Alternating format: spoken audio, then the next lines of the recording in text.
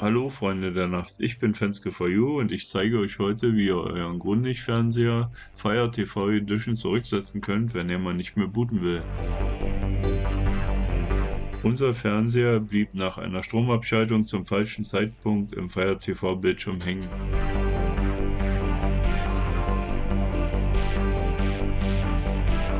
An der Unterseite des Gerätes unterhalb des Grundig-Logos befindet sich ein kleiner Joystick, den man in 4 Richtungen bewegen oder drücken kann.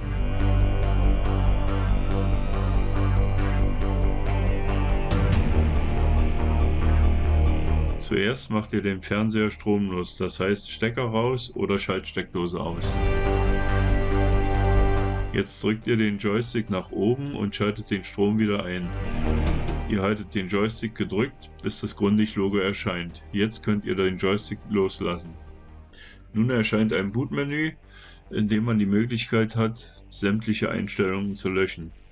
Aber Vorsicht, hier werden alle Einstellungen einschließlich der Apps und Konteneinstellungen gelöscht.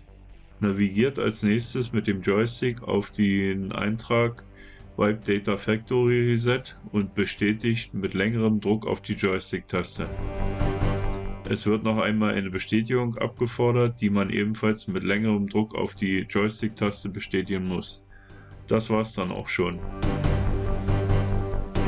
Nachdem ihr nun alle Einstellungen zurückgesetzt habt, könnt ihr mit dem ersten Eintrag im Bootmenü den Fernseher neu starten.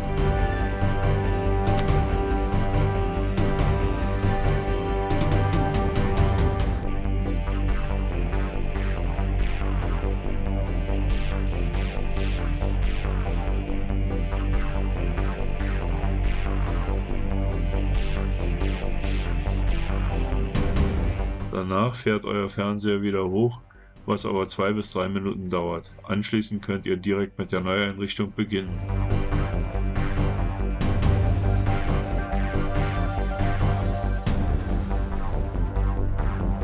Fenske4u wünscht euch viel Erfolg und tschüss, bis zum nächsten Mal.